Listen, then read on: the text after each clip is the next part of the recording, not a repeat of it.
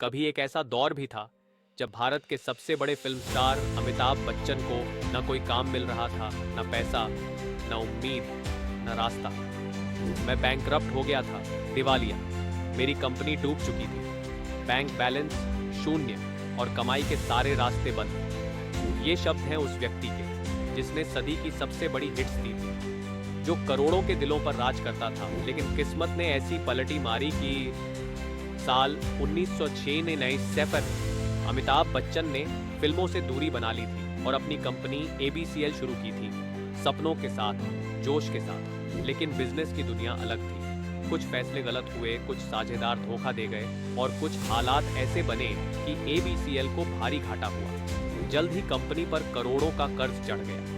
Bank balance 4 zero, कुर्की, खास घर पर सरकारी नोटिस, कमाई के सारे रास्ते सिख बंद। एक ऐसा वक्त जब एक समय के करोड़पति को अपनी जरूरतें पूरी करने के लिए दूसरों की मदद पर निर्भर होना पड़ा। ये खबर जब धीरू भाई अंबानी तक पहुंची तो उन्होंने बिना देर किए अपने बेटे अनिल अंबानी से कहा, इसका बुरा वक्त है, इसे कुछ पैसे दे दो।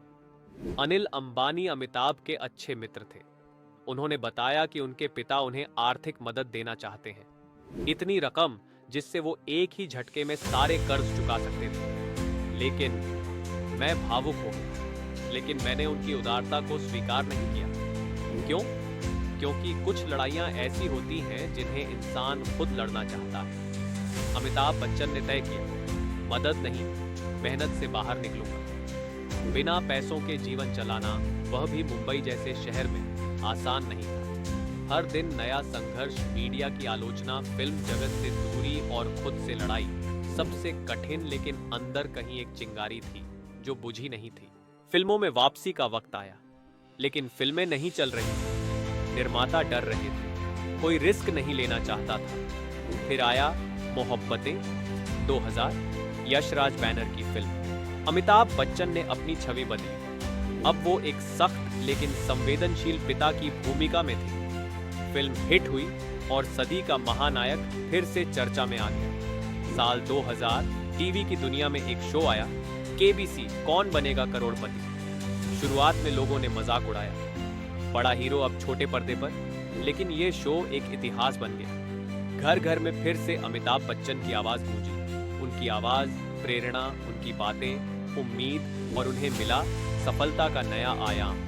धीरे धीरे फिल्मों में दोबारा काम मिलना शुरू हुआ। बागबान, ब्लैक, वक्त, सरकार और दर्जनों hit film. Brand endorsements, awards, सम्मान सब लौट आए। और सबसे बड़ी बात, हर एक कर्ज उन्होंने खुद चुकाया।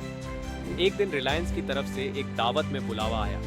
धीरू भाई अंबानी देश के सबसे बड़े कॉरपोरेट लीडर्स के साथ बैठे थे। अमिताभ बच्चन जब वहां पहुंचे तो उन्होंने उन्हें देखा और पास बुलाया। यह लड़का गिर गया था, लेकिन अपने बल पर फिर खड़ा हो गया।